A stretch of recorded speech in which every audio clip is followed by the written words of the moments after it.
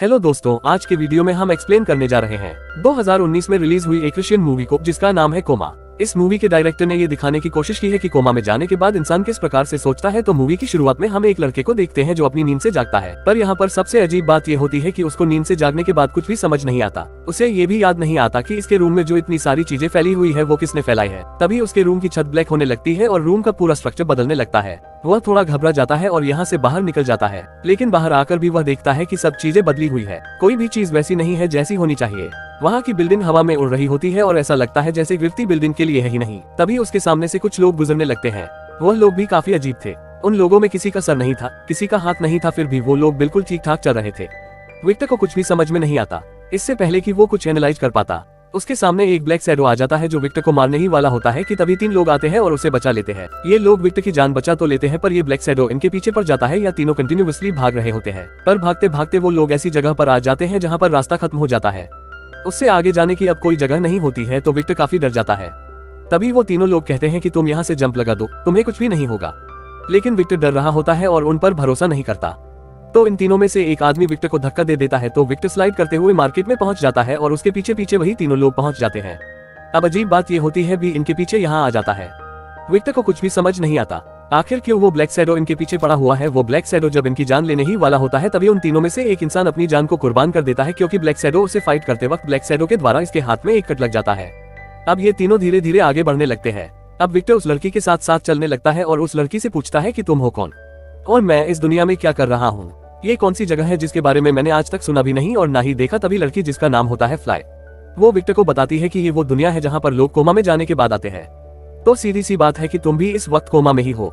ये वो दुनिया है जहाँ पर सभी लोगों की मेमोरीज है, यादें हैं। फिर विक्टर उस लड़की से पूछता है कि ये दुनिया इतनी अजीब क्यों है।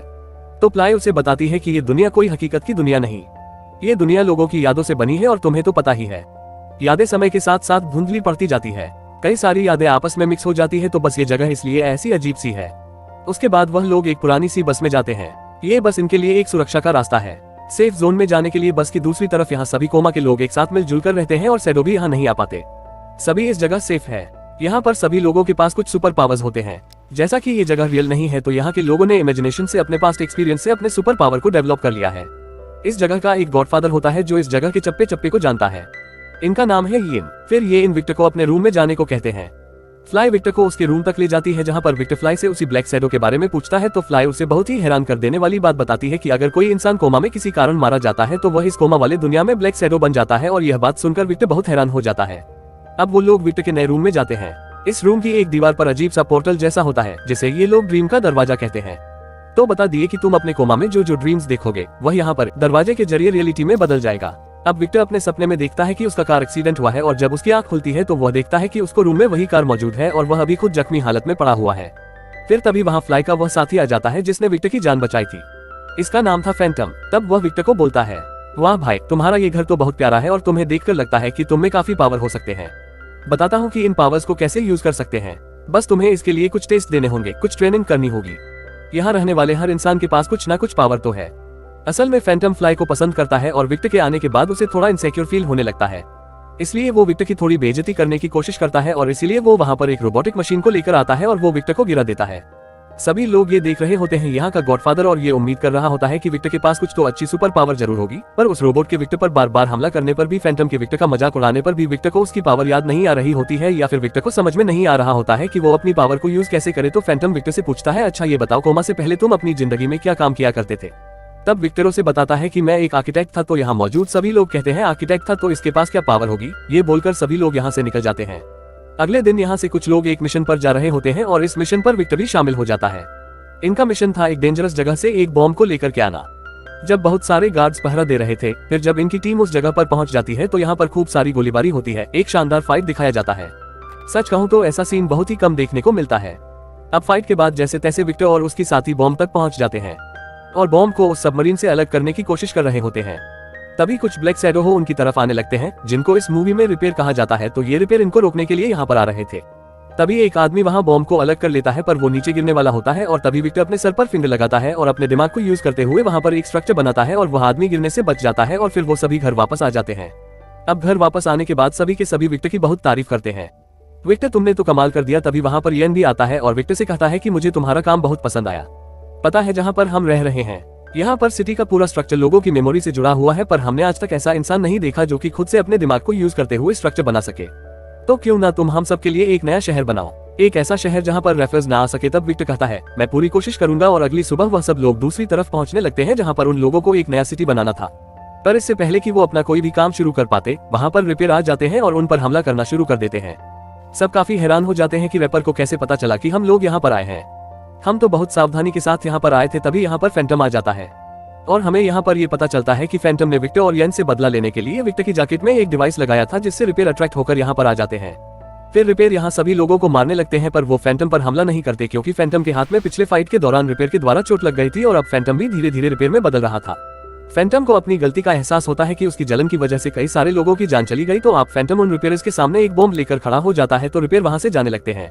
इधर हम कुछ ही लोग बचे हुए हैं, वो सभी यहाँ से भागते हैं एक सेफ लोकेशन की तरफ। अब विक्टर उन्हें बचाने के लिए एक स्ट्रक्चर बनाने की कोशिश करता है और अपने दिमाग में बहुत ज्यादा प्रेशर लगातार है और इस वजह से वो बेहोश हो जाता है। फिर अगले सीन में दिखाया जाता है कि वो असली दुनिया में है और एक हॉस्पिटल में है और उसे हल्की हल्की अपनी पुरानी यादें आ रही होती है, जिसमें वो देखता है फ्लाई को, जो कि असल दुनिया में उसकी बेस्ट फ्रेंड थे। लेकिन कोमा की दुनिया में उनको कुछ भी याद नहीं था क्योंकि इन लोगों की कुछ मेमोरीज कोमा में होने की वजह से जरा सी धुंधली पड़ चुकी थी। तभी विक्टर को याद आता है कि वह फ्लाई के साथ ही हॉस्पिटल आया था, लेकिन फ्लाई को अंदर आने नहीं दिया गया था। विक्टर अकेला ही हॉस्पिटल के अंदर गया था। विक्टर को यहाँ पर बुलाया गया था एक प्रोजेक्ट को बनाने के बारे में डिस्कशन करने के लिए, और यहाँ पर उसे एक आदमी मिलता है। ये आदमी और कोई नहीं बल्कि येन था। येन एक डॉक्टर था और कोई छोटा मोटा डॉक्टर नहीं, स्पेशल डॉक्टर था और इसके पेशेंट भी काफी अमीर लोग थे। मतलब ये अमीरों का स्पेशल डॉक्टर था। वो एक शानदार दुनिया बनाना चाहता था अपने स्पेशल कस्टमर्स के लिए, और ये सब इस रियल दुनिया में होना संभव नहीं था। इसलिए ये एक रिसर्च के द्वारा एक ऐसी तकनीक ढूंढ लेता है जिससे वो लोगों को कोमा में भेज सकता है, और कोमा की दुनिया में वो सभी स्पेशल लोग अपनी मर्जी से अपने तरीके से जैसे चाहे वैसे जिंदगी जी सकते हैं। उनके पास कुछ उनके हिसाब के स्पेशल पावर भी होंगे। सब कुछ ठीक ठाक चल रहा था। सभी लोग उस कोमा की दुनिया में बहुत खुश भी थे, मगर धीरे धीरे कोमा में लंबे समय तक रहने की वजह से उनकी यादें धुंधली पड़ने लगी थी और इस दुनिया में जो स्ट्रक्चर या घर थे जो कि इनकी यादों से बने थे, अब इनकी यादें धुंधली पड़ने की वजह से इनके बनाए स्ट्रक्चर भी टूटे फूटे और हवा में इधर उधर तैरने लगे थे। और कुछ लोग लंबे समय से कोमा में रहने की वजह से फ्रस्ट्रेट हो गए और उनकी कोमा में ही मौत हो गई, और जिनकी मौत कोमा में ही हो जाती है वो बन जाते हैं रिपेयर, और ये रिपेयर इंसानों से नफरत करने लगे और इन्हें मारने लगे। विक्टर के पास आता है और विक्टर को कहता है कि तुम्हारे बना स्केचेस शानदार है, पर इसे हम रियल वर्ल्ड में नहीं बनाएंगे। हम स्ट्रक्चर को कोमा की दुनिया में बनाएंगे। मेरे बहुत सारे अमीर कस्टमर हैं जो अभी कोमा की दुनिया में है और उनके लिए ही मैं एक शानदार शहर बनाना चाहता हूँ, तो तुम्हें कोमा में जाकर हमारे लिए एक शानदार शहर का निर्माण करना होगा। मैं तुम्हें ढेर सारे पैसे दूंगा। विक्टर थोड़ा डर जाता है और उन्हें मना कर देता है। जैसे तैसे वहाँ से भाग जाता है। बाहर फ्लाई उसका होती है। विक्टर उसे कार तेज चलाने को कहता है। फ्लाई कार को बहुत तेज चलाती है जिससे उनका एक्सीडेंट हो जाता है। फिर ये सभी डॉक्टर की टीम उन दोनों को अपने हॉस्पिटल में ले आते हैं और दोनों को कोमा में भेज देते हैं। तो दोस्तों ये थी विक्टर की पुरानी यादें कि विक्टर कैसे कोमा में पहुंचा था। अब विक्टर को होश आ जाता है और वो देखता है डॉक्टर को जो कि कोमा की दुनिया वाला डिजाइन है। डॉक्टर उसे कहता है कि तुम्हें मेरी बात मान लेनी चाहिए थी, तुम्हें वो सर बनाकर देना ही होगा, हवा में तैरता हुआ और रिपेयर से दूर। अगर तुमने ये काम नहीं किया तो मैं तुम्हारी फ्रेंड की लाइफ सपोर्ट को हटा दूंगा, फिर वो मारी जाएगी इस दुनिया में भी और कोमा की दुनिया में भी। अब विक्टर अपनी गर्लफ्रेंड को खोने के डर से येन की बात मान लेता है और फिर से कोमा में चला जाता है। अब विक्टर की फिर से उसी बेड पर आंख खुलती है जहां पर मूवी की स्टार्टिंग में उसकी आंख खुली थी। अब विक्टर वापस उसी जगह पर पहुंच जाता है जहां पर वो सिटी को बनाने वाले थे, लेकिन अभी भी रिपेयर वहां पर होते हैं और वो रिपेयर वहां मौजूद लोगों को मार रहे थे। तब विक्टर कुछ स्ट्रक्चर बनाकर उन रिपेयर को मार देता है और फिर विक्टर एक शानदार सिटी का निर्माण करता है। वहां मौजूद सभी लोग ये देखकर बहुत ज्यादा खुश हो जाते हैं और फाइनली एक शानदार सिटी बन चुकी है। तो विक्टर येन से कहता है कि अब हमें यहाँ से जाने, तो ये उसे मना कर देता है।